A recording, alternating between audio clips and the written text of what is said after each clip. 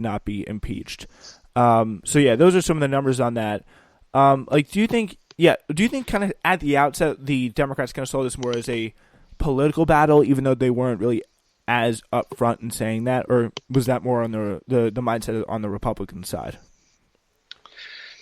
I really don't think it was all that political a move by the Democrats. I think they were wary of impeachment all along, which is why they didn't pursue impeachment after the Mueller report came out. There were a lot of damning things in the Mueller report. But Pelosi decided that impeaching the president would just divide the country even more, and she wasn't going to do it. But when Trump did this scandal with Ukraine, that was just too over the top for her and a lot of her House Democrats who said he'd gone over the line, and I think a lot of her members were giving the go ahead for impeachment for the thing he'd done in Ukraine, and it was worse than Russia, and that it was important to try to stop a president who had done this type of thing. If they hadn't impeached him at all, that would send a terrible message to this president and future presidents that they could get away with things like this. I mean, hopefully there'll be some kind of political cost to being impeached, to having that, on your record. There's not that many presidents who've been impeached. So I think it was mostly done on constitutional grounds, and I think they were pretty wary about the politics of it. And I think that now the way things are, the way the Republicans have couched this impeachment, it puts the Democrats, I think, in an even more squirmish situation, because it appears that their efforts have just failed completely.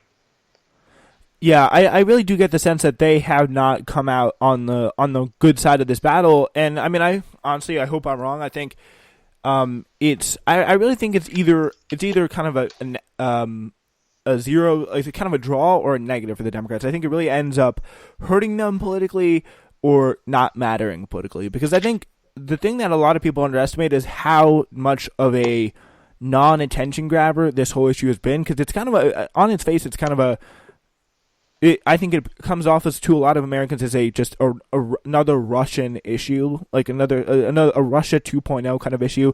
Not to say that it's just like some people, obviously some conservatives are probably going to say that's a derogative thing, but it comes off as, I think, to a lot of Americans, something that's like, oh, we've seen this already. It's the same old thing. Kind of hard to distinguish, although it is Russia and Ukraine. It's not something that's just super attention grabbing. It's not something that you can really, if you're the Democrats, pull a story around. I think if you look at the quote unquote activist left, who I think a lot of the if this really does go south, I think a lot of Democratic leadership are going to try to pin it on the activist left. A lot of the media, you're going to start to see pin this impeachment on the activist quote unquote left if this does go south. Like, why? It's like, I don't think that's why they wanted him impeached. I think that's not I don't think that's the grievance, or a lot of the grievance is that they have with Trump. And I think, like, people, like when Rashida Tlaib comes out there and says impeach the MFer, I don't think she's thinking about like this Ukrainian violation. I think she's thinking about the kind of basic level corruption, the violations of the emolument clause he's done all over the place. Like, that's something that you shouldn't be allowed to get away with as someone of the White House. His treatment of, you could argue, like cruel and unusual punishment at the border. I mean, all that stuff is they're issues that are probably going to have a much better chance of more motivating your base and changing minds, because it's such I think, much more of a pulling tail. And I think that's kind of a big degree as to why they failed this one. But I think it's kind of hard to tell. But if I had to say, I think it's something that kind of is just here this week and gone the next. Because on my sense of things, it's really failed. To me, my instinct, and I don't know how that good that is. I feel like it's kind of failed to grab a lot of broad spread attention. Like the America isn't really hanging on every word of what they're saying at those impeachment trials. I don't know. What's your take on that? Yeah, I think that's true. I don't know. Um, I don't know how much Americans paid attention to the other impeachment trials either. I mean, what we discussed before about there really being no drama here might have had something to do with it, Yeah. um, and that people had made up their minds pretty quickly, even before all the witnesses came before um, the House hearings. Um, but I think you're right in assessing that um, either the Democrats lose politically for doing this, or it's a draw. It's probably closer to a draw. If they do lose something, it'll be pretty slight. I think most Americans, at least who follow this enough, understand that the Democrats had a perfectly legitimate reason to impeach the president, and they might think that it wasn't important enough to impeach him over, even though I disagree. But you can see that the major grievance that the Democrats here had was that a political candidate, a very strong one, Joe Biden, was the one being hurt here. And so that gives it more of a political kind of motivation for impeachment. And if you're an independent or you're a Republican, you can kind of understand that, even though you yourself aren't that motivated by it, because you like to see Biden get hurt, maybe, something like that. If the president had done something impeachable that wasn't so blatantly political, if it had more to do with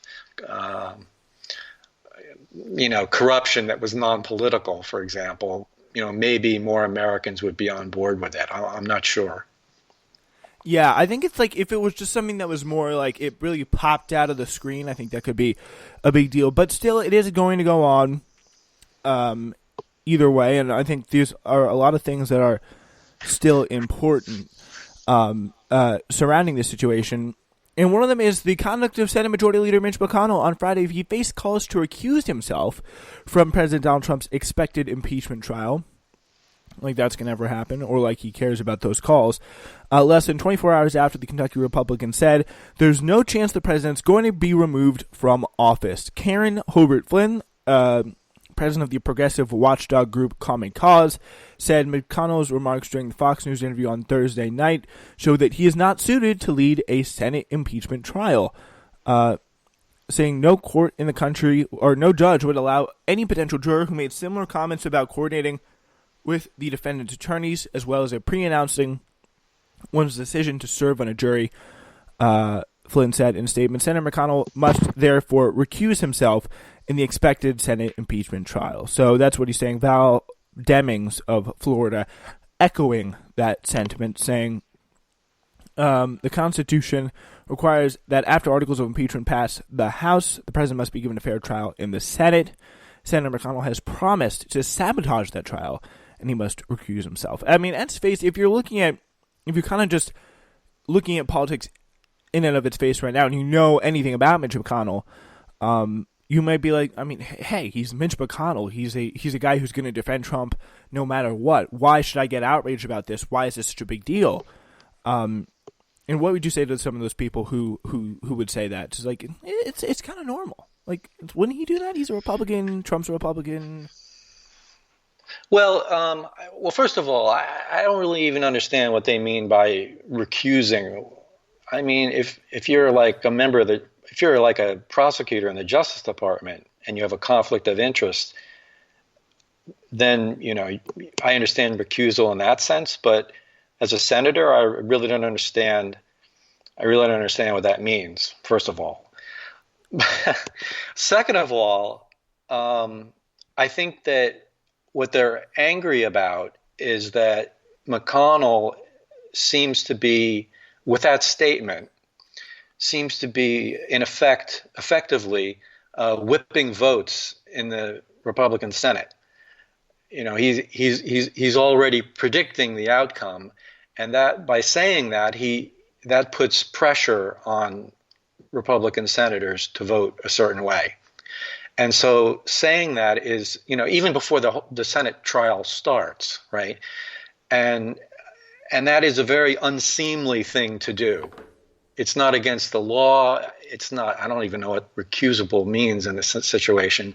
It's just that it's not a professional way to act, particularly in the Senate. In the House, the House is just supposed to be craziness, but in the Senate's supposed to work a little differently. There's supposed to be more respect for the process. Senators are supposed to be more stately, you know, act more stately.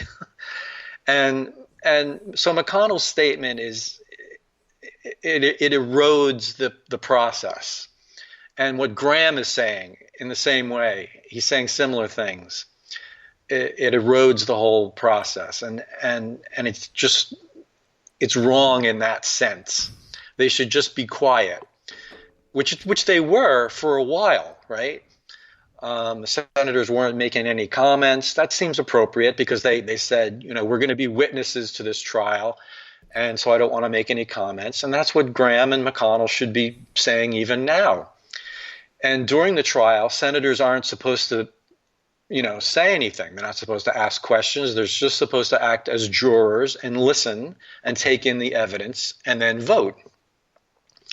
So anyway, that's my comment on that. Yeah, I mean, it's definitely something that you kind of expect from Mitch McConnell in today's day and age, but that doesn't really necessarily mean that it is okay. And of course, it kind of did draw pretty widespread condemnation here. And it really is pretty interesting that there is a massive movement growing, and some some Tuesday night rallies have been planned in all 50 states to demand Congress voting to impeach Trump. More than 500 rallies planned for Tuesday evening. Hundreds of thousands of Americans are expected to call on the U.S. House to vote to impeach Trump, which, I mean, I think it's going to be something that is more likely than not at this point. I mean, probably direct more of your anger to the Senate. The rallies will take place at congressional offices and other public spaces the night before the House is expected to vote on 2 articles of impeachment accusing Trump of abusing power when he pressured the Ukrainian president to investigate former Vice President Joe Biden and obstructing Congress by stonewalling its investigation. So the facts are uncontested, organizers said Saturday.